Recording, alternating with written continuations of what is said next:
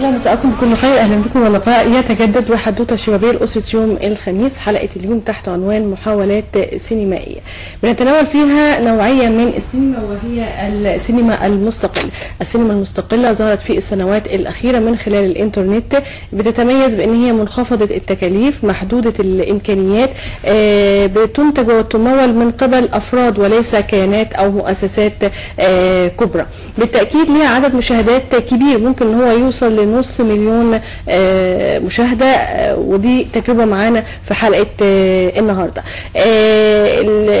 طبعا هذه السينما المستقله وهذه النوعيه من الافلام مدتها الزمنيه قصيره ولا تعرض في صالات العرض، لان صالات العرض بتتطلب امكانيات ماديه كبيره، لكن ليها جمهور على النت وليها موضوعات خاصه بها يمكن بيغلب عليها الطابع الشبابي. خلينا نرحب بالضيوف اللي معانا وهم شابين خاضوا هذه التجربه على مر حوالي 3 سنوات اللي فاتت. خلينا نرحب بدايه بكريم يحيى احمد، ممثل ومخرج افلام قصيره. اهلا بيك يا كريم. وبرحب ايضا بعلاء حسين لوكا، مؤلف وممثل افلام قصيره ايضا. اهلا بيكم انتوا الاثنين.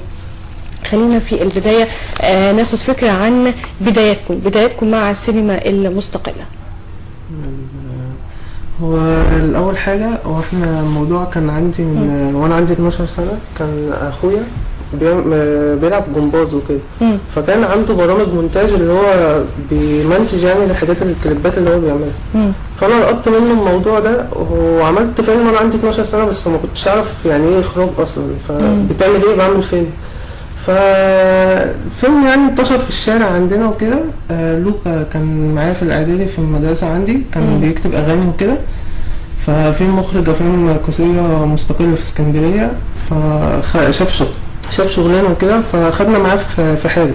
فالموضوع دخل معانا، فابتدينا طب ليه احنا ما نستقلش ونعمل حاجه. فلوكا كتب فكره، خدها كده واعملها.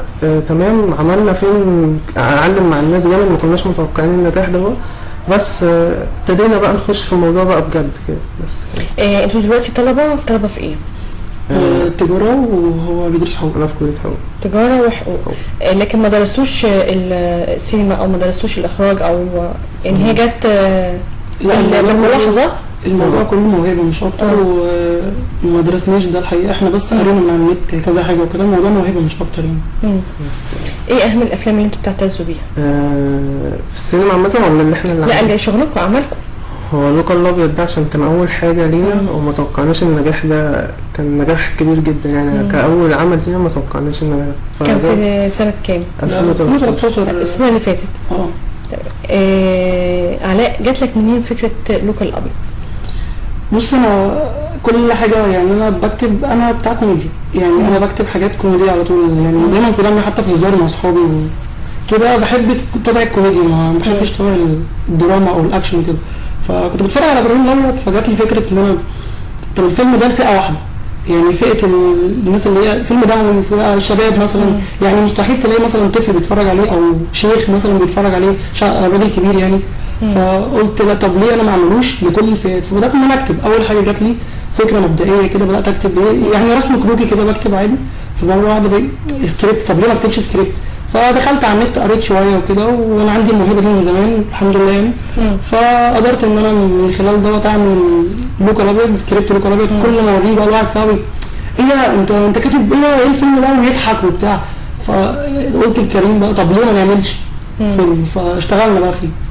كناش بقى متوقعين النجاح ده خالص طبعا الحمد لله. هو بس يعني في ناس لما بتشوف العنوان مثلا بتهاجم ده، اللي هو يعني انتوا مين عشان مثلا يعني تتريقوا مثلا على الاستاذ احمد السقا وكده. بس هو الموضوع كله مش موضوع تريقه. هو لو احنا ما كناش بنحب الناس دي ما كناش عملنا حاجه نقلدهم فيها. الموضوع اسقاط مش اكتر، بس بنحوله الموضوع من دموي للكوميدي بس. طب نبدا نشوف جزء من فيلم لوكا الابيض معاكم دلوقتي. نبدا نشغله. الفيلم مدته قد ايه؟ الفيلم مدته الاصليه 12 دقيقه. 12 دقيقه. اول لما عرضتوه فين؟ على النت او على اليوتيوب؟ بس هو بعد كده مؤخرا في الكليه عندنا في المدرج عرضناه كذا مره. بس يعني فكره الافلام القصيره يعني في مجموعات تانية شباب زيكم بيعرض الى جانب اليوتيوب في مراكز ثقافيه، في كليات، في مقاهي. هي الموضوع اللي هو يعني احنا في المجمع المجمع النظري، في المجمع النظري في تجارة انجلش 3 مرات. نسمع وبعد كده نرجع نكمل تاني.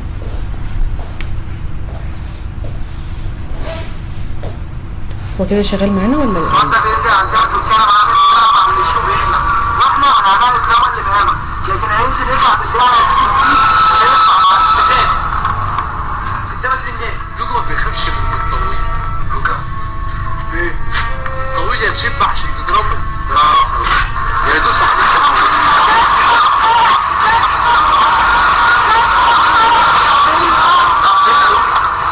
انا هتطلع بس ترجع ازاي يا لوكا؟ شربي ها؟ شربي ترى بس احسن يكون الحج مرة دي خد دراع مرة دي ياخد الجهاز كله.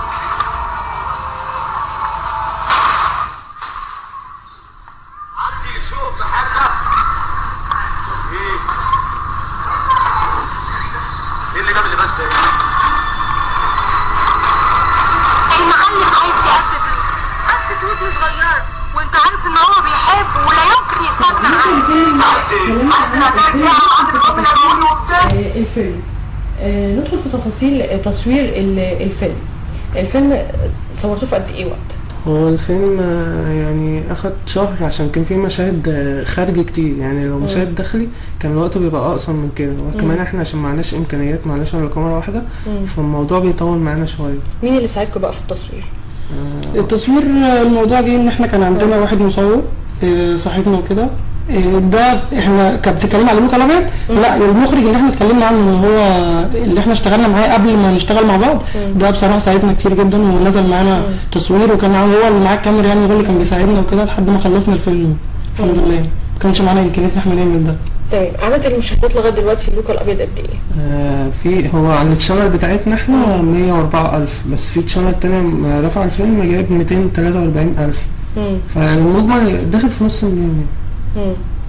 طب طبعا المشاهدات انتوا بتعرفوا عدد المشاهدات، لكن رد الفعل الناس اللي بتشوفوه، نوعيه الجمهور عايز اقول لك ان احنا ما كناش نتوقع 1 في المليون من رد الفعل ده. احنا بنعمل فيلم، احنا قلنا احنا كنا قاعدين يعني بنعمل فيلم، طب هيوصل لايه يعني؟ لقينا اول يوم 1000 فيو. 1000. انا قصدي ان انتوا بتقيموه بس بعدد المشاهدات؟ لا، برد فعل الناس طبعا. بتعرفها ازاي؟ من خلال الكومنتس اللي بتيجي على الفيديو على اليوتيوب، ومن خلال طبعا في ناس ما نعرفهاش مش من اسكندريه مثلا عامه، من القاهره، من اي حته ثانيه، لا انتوا شغلكم كويس، شغلكم كملوا استمروا، انتوا بتعملوا حاجه قليله انتوا ناجحين فيها، فده بيدينا دفعه ان احنا نعمل حاجات بعد كده. هل في المستقبل ناويين ان انتوا تحترفوا هذا المجال، ولا لا هو موهبه وفتره وتعدي؟ لا طبعا اكيد احنا ناويين ندخل فيه اكتر بعد ما قرينا طبعا. وفي يعني اسامي عاليه مخرجين من القاهره، بغض النظر عن الاسامي يعني، كلمونا واتقابلنا معاهم. لا انتوا يجوا منكم، انتوا يعني اتقوا على نفسكم شويه وهتوصلوا ان شاء الله. بس فاحنا خلاص الموضوع، لان احنا مش بنعرف نعمل حاجه غير ده، تخصصنا في المجال ده.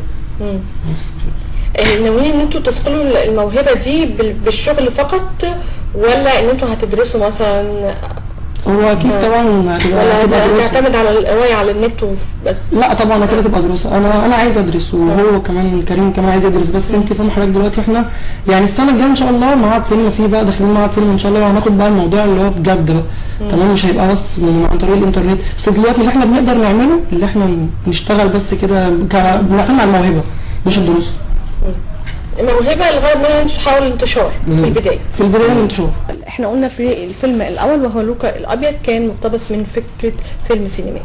الفيلم الثاني فكرته هي فكره قازمون. هو الموضوع عباره عن ان احنا بنطلع بشكل اقزام. كل حلقه احنا يعني بنتقلب اقزام بسبب حاجه معينه. فموضوع كان الثانويه العامه بقى، الحاجات اللي بتقابلنا في الثانويه. هو الفيلم كذا جزء ولا هو فيلم؟ هو مش فيلم، هو برنامج يعني، حلقات يعني، حلقات. بس الموضوع واحنا انا ولوكا قايمين بكل الادوار، الام والاب والاخت، لان الموضوع يعني كذا مره في التصوير قالوا تعالي، لا معلش طب حصل حاجه، طب فبنأجل التصوير، طب فليه احنا كممثلين نعملوا كل الادوار وكده. فالحمد لله يعني عملنا كازمون ورد جابت رد فعل جميل مع الناس وعجبوهم يعني. الفكره جت ازاي؟ الفكره جت ان عايزين نعمل حاجه بشكل مختلف. انا بعد لوكا الابيض عملنا قعدت شويه كده مع نفسي قلت مفيش حاجه بتنجح غير لما بتكون مختلفه. يعني في افلام كتير قوي اتعملت عن الادمان، وافلام كتير افلام قصيره برضو اتعملت عن كده، بس كلها زي بعضها. انا عايز حاجه مختلفه خالص. فقلت طب ليه ما نطلعش بشكل الاقزام؟ الفكره ابتدت ان انت بتفرج على حاجه فلقيت واحد عندنا مثلا في المنطقه وكده فكوزن يعني، فكان بيهزر معايا وكده فشكله حلو يعني روحه حلو. طب وليه طب ده ما يطلع ليه احنا ما نطلعش بشكل اقزام؟ فده احنا نقعد بقى نرتب مع بعض طب دي هتتعمل ازاي، طب دي هتتعمل ازاي. فبالمجهودات الشخصيه قدرنا احنا نوصل يعني اللي هيتعرض ده. انتوا الاثنين بس مفيش حد ما بتاخدوش استشارات من حد، بترفعوا السماعه على حد تسالوه؟ لو ممكن يبقى مثلا حد مثلا صاحبنا اكبر مثلا مننا، حد في الوسط، بس تقريبا ده نادرا لما بنستشير حد في الوسط. انتوا بتعتمدوا على فكركم انتوا الاثنين؟ الموضوع بعد ما السكريبت اتكتب قبل ما بننفذ طبعا بنوريه اصحابنا فبيضحك إيه طب الموضوع جاي معاك فخلاص بندوس اوكي بقى نصور على طول ادام عجب الناس اراء الناس كده قبل ما يتصور. احنا قلنا في المقدمه ان السينما المستقله او هذه النوعيه من الافلام بتكون منخفضه التكاليف ومحدوده الامكانيات في المقام الاول. طبعا ما فيش اجور سواء ليكوا او لاي حد بيشترك معاكم. ما فيش اي امكانيات، احنا شغالين من غير امكانيات. عايز اقول لك ان احنا كان فيلم مذبحه المفروض ان احنا في جزار في الفيلم. ده الفيلم الثالث بقى؟ ده العمل الثالث ده يعني مش اسقاط، هو تقليد لفيلم المصلحه. بطولة احمد عز والفنان طبعا احمد سقا. كنا عايزين نأجر. ايه الاختلاف بقى في ما بينه وما بين انت بتقول تقليد؟ ايه الاختلاف؟ الاختلاف ان انت ده عندك ده فيلم مخدرات، فيلم دموي، فيلم اكشن احنا عاملينه. انا كتبته فيلم واحد بيبيع لحمه حمير فاسده، وان ازاي بقى انت بدل المخدرات والكلام ده لحمه حمير فاسده، فانت ازاي بتغيري بقى في المواقف بتاعه الفيلم بشكل كوميدي طبعا من غير تجريح. لان احنا الخط الاساسي هو بس انتم مغيرين في التفاصيل شويه. والفكره عامه طبعا انت ده جزار، فانت لازم يبقى عندك امكانيات. طب هنجيب محل الجزار ده منين؟ طب ازاي؟ فروحنا اشتغلنا، كان عندنا كذا حاجه. رحنا حتى ما كانش عندنا امكانيه ان احنا طبعا انا ما بشتغلش بره غير الشغل ده والدراسه طبعا، فعايزين جزار. فهنجيب جزار منين؟ لا الموضوع صعب. قعدنا عايزين نعمل قعده مثلا عايزين نعمل قعده في الشارع. طب انت تعمل قعده ازاي في الشارع؟ فبدأنا احنا نعمل ايه؟ اشتغلنا في قاعة بأجر يعني ومطعم بأجر. اشتغلنا حاجات كتير يعني عشان نقدر ان احنا مثلا يبقى معانا فلوس نأجر بقى جزار، نعمل مثلا قعدة سهلناها بقت قعدة فوق سطوح، نجيب بقى مثلا كراسي، نساعد نفسنا بنفسنا. محدش بيجي مثلا منتج يجي يقول لنا تعالى انا هديكوا الحاجة الفلانية ولا هعمل خالص، مفيش الكلام ده دلوقتي. واحنا علشان عارفين كده بنطلع نفسنا يعني بمعنى صح. بنوصل حدوته شبابيه لاسره يوم الخميس، وخلينا نسال الشباب اللي معانا نفسكم تشوفوا ايه على شاشه تلفزيون اسكندريه في الفتره الجايه باذن الله. شاشه تلفزيون اسكندريه شاشه متميزه طبعا، بس بتمنى ان يكون فيها برامج يعني برامج تعرض الافلام القصيره المستقله بتاعت اسكندريه. يعني احنا عندنا هنا مخرجين وناس بتتعب في الوسط الفني في الوسط السكندري يعني بشكل خاص بيتعبوا، فكل شغلهم على اليوتيوب او في مهرجانات فما بيتعرضش من خلال التلفزيون. فانا بتمنى ان يبقى في وسيله لعرض الحاجات اللي هم بيشتغلوا فيها بيتعبوا فيها. دي انا شايف ان هي هتفيد يعني في المستقبل. بالنسبه لك مثلا في برنامج معين بيجيب الفيديوهات اللي بتاخد اعلى نسبه فيو على اليوتيوب بس يعني. تمام. انتوا قصدكم طبعا احنا كبرامج بنلقي الضوء على الكلام اللي انتوا بتقولوه، ولكن انتوا كان قصدكم ان انتوا تخصصوا برامج متخصصه في النوعيه دي، ان هي تتناول فقط عرض هذه الافلام بشكل تفصيلي بالكامل يعني. تمام. كعرض سينمائي يعني كشاشه عرض لانتاجكم انتوا. يعني لما بيعمل فيلم في السينما الناس بتروح او بينزل في التلفزيون فالناس بتقدر تشوفه وبيتعرض اكتر. فاحنا عندنا مفيش وسيله انتشار غير الانترنت او في المهرجانات. فبتمنى ان يكون في وسيله انتشار اكتر للمخرجين او لاي منتج لافلام السينما المستقله في اسكندريه بوجه خاص يعني. نرجع تاني ونكمل كلامنا عن فيلم قازمون. ده كان تاني برنامج قازمون. كان نسبه المشاهده قد ايه؟ هو بالنسبه ان هو كان طويل شويه فما حصلش على نسبه مشاهده كبيره، واحنا كمان يعني كنا منشغلين بالعمل اللي بعديه فما قدرناش ان احنا نهتم بالتسويق. مش زي لوكا الابيض طبعا، احنا قعدنا لوكا الابيض يعني. قازمون يعني حاليا يعني 20,000 او 30,000 فيو. وطبعا بس رد الفعل بتاع صحابنا هو اللي مخلينا احنا نعمل تاني حلقه ثالثه لكازوم. يعني احنا عملنا حلقتين. المشكله بس ان هو ما تسوقش، بس مش ما تسوقش، ما تشافش بالدرجه المناسبه. احدث الاعمال ايه؟ او بتبداوا تحضروا لايه؟ في حاليا طريقه او اسقاط على فيلم ولاد العم. ده باذن الله. يعني انا كتبت يعني على الورق اللي معايا، ولما بقعد انا وكريم وكده دي يعتبر دي احسن حاجه احنا باذن الله هنعملها. بس طبعا انت شايفه مفيش امكانيات ومفيش، فاحنا هيبقى الموضوع هياخد وقت شويه، بس هيبقى حاجه كويسه ان شاء الله باذن الله.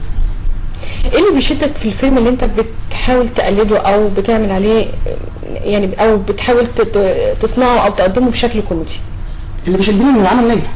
عمل ناجح في صالات العرض طبعا. العمل لما يكون ناجح ومش بعمل ساركازم على اي حاجه، يعني يعني ما فيش اسقاط على اي حاجه. يعني انا مثلا عمري ما هقدر اعمل اسقاط على فيلم الفنان احمد حلمي مثلا، لان كل افلامه كوميديه، فهاجي هعمل فيلم كوميدي فهيبصوا لي كده ده بيهزر، ايه اللي هو بيعمله ده؟ كوميديا على كوميديا ما تنفعش. لكن لما يكون فيلم فيه تنشنه واكشن وكده، فانا هقدر من خلال ان انا اطلع الحاجه الكوميديه اللي في الفيلم. ناويين تمشي في الخط الكوميدي ولا؟ طبعا بس احنا خدنا تجربه اول فيلم رعب قصير في مصر. كان اخراج لوكا مونتاجي. الحمد لله برضه جاب رد فعل مع الناس حلو وجميل، بس احنا تخصصنا اصلا كوميدي يعني. احنا حتى في الحقيقه كوميديين. الفنان بيعمل اي حاجه، انا معاك ان الفنان بيعمل اي حاجه، المفروض يبقى فنان شامل. بس انتوا بتلاقوا نفسكم في النوعيه دي. ليه ما تكمليش في السكه اللي انت لاقيه نفسك فيها، او الناس عايزاكي فيها كده مثلا. وبعدين لما يبقى معانا امكانيات وبعد وقت ان شاء الله هنغير طبعا ده. والموضوع كله في الامكانيات. يعني احنا بنعمل فيلم مثلا اسقاط ليه؟ لان احنا عارفين احنا هنعمل ايه، فالامكانيات بنحاول نلمها. لكن لما نيجي نعمل فيلم درامي مثلا، فانت بقى بتتكلمي في اضاءه وعايزين بقى معدات وعايزين حاجات. فطبعا بقول لك احنا بنأجر محل الجزار لما بننزل نشتغل في قاعه، فاكيد طبعا مش هنعمل فيلم درامي بالمعدات دي بس. طبيعه النقاش ما بينكم، يعني انت بتألف وبتسلم لكريم السكريبت، كريم ممكن يعدل عليك؟ طبعا مفيش مشاكل. وانت ممكن تعدل على شغل. طبعا في المونتاج. انا عايز اقول لك ان انا عارفه يعني. يعني عايز اقول لك واضح ان انتوا الاثنين عارفين بعض. يعني نيجي نقعد اكتب سكريبت مثلا، ايه ده دي مكتوبه هنا ليه؟ تقول له طب انا اللي كاتب السكريبت خلاص يعني خدوا واعملوا كده. لا انا عايز اغير دي. فاحنا مش موضوع بقى ان انا سيناريست بقى، احنا عارفين بعض من اولى اعدادي. يعني احنا اصحاب من 10 سنين من قبل ما ندخل المجال ده. فاحنا الموضوع يعني بناخد من ودي حاجه حلوه يعني، ان احنا بنختلف في الراي مع بعض فبنطلعه الاجمل يعني. بالنسبه لمكان العرض في الفتره اللي فاتت، انتوا بس اقتصرتوا على اليوتيوب ويمكن المجمع النظري مره واحده، لكن في الفتره اللي جايه ناويين توسعوا دايره الاماكن العرض ولا؟ بس عايز اقول لك ان احنا اليوتيوب ده حاجه كده يعني، الحاجه الوحيده اللي انا شايف الدوله بخليها متاحه للجميع، ان اي حد اللي انت مثلا مش برنامج مسابقات اللي ممكن مثلا يحصل فيه لعبه او فيه حاجه، لا ده الناس اللي بتحكم عليك. فاحنا افضل وسيله نعرض فيها هي اليوتيوب. هو الناس اللي بتقول لك شغلك حلو او شغلك وحش، شغلك حلو كملي، ولو مش شرط ان واحد يقول لي شغلك وحش ان انا ما اكملش، في اصرار في اراده، بس احاول اعدل من نفسي. لقيت ان انا ما بعدلش من نفسي فانا اوريدي ما بكملش. تمام. فاليوتيوب ده احسن من 100 صاله عرض، واحسن من 100 يعني يعتبر تاني حاجه بعد التلفزيون، بعد الافلام والسينما اللي بتنزل في التلفزيون اليوتيوب. دي حاجه مملكتنا احنا. او انتم متفقين باليوتيوب؟ طبعا احنا اكتر حاجه بنحبها في الدنيا دي كلها ان احنا نعرض عليها شغلنا اليوتيوب. يعني ما بنلجاش لوسائل ثانيه خالص. قبل الختام نخلي كريم او علاء يقولوا كلمه اخيره في الختام. نقول ايه؟ بص كنت حابب بس اقول ان عايز اشكر كل اللي وقف جنبنا، سواء بلايك او كومنت او عمل شير او ورى اصحابه الشغل بتاعنا. احنا بجد من غيركم ما كناش كملنا وما كناش عملنا اي حاجه يعني، او عدلنا في الحاجات الوحشه اللي عندنا وكده. فانتوا ربنا يخليكم لينا بجد، انتوا يعني احنا بنعمل كل ده من غير مقابل. الكلمه اللي انتوا بتقولوها لنا او رد فعلكم انتوا على الحاجات اللي احنا بنعملها دي اكتر حاجه بتفرحنا. ان شاء الله يعني اللي جاي يعجبكم باذن الله، واحنا بنعمل والله اللي علينا وكده، وباذن الله اللي جاي يعجبكم. كريم، انا عاوز بس اقول المشكله اللي بتواجهنا ان انتوا ازاي مثلا عندكم 20 سنه وازاي ما بتشتغلوش وكده وبتاخدوا مصروف يعني. هو الموضوع كله اللي احنا حابين الموضوع ده قوي موضوع التمثيل ده أول احنا كاعلام اقليمي يعني ولا لا احنا في البيت مثلا يعني اصحابنا مثلا انت ازاي عندك 20 سنه وبتاخد مصروف مثلا وكده وكده. واحنا الموضوع كله اللي احنا حابين ده لدرجه اللي احنا بنشتغله وبنجيبه فلوس وبنأجره بقى الحاجات اللي احنا بنعملها. بس عاوز اوضح بس ده كده. احنا بنتمنى لكم النجاح والتوفيق. طبعا انتوا شباب مكافح يعني بنحت في الصخر، يعني خلينا نقول من الاخر يعني عايزين تثبتوا نفسكم، لكن مع الشغل ومع الدراسه، مع الشغل ومع الدراسه. خلينا نشكر كريم يحيى ممثل ومخرج افلام قصيره، علاء حسين لوكا مؤلف وممثل افلام قصيره. بشكركم شكرا جزيلا. ناتي الى ختام حلقتنا النهارده من حدوته شبابيه، الى ان نلتقي لكم من ارق التحيه.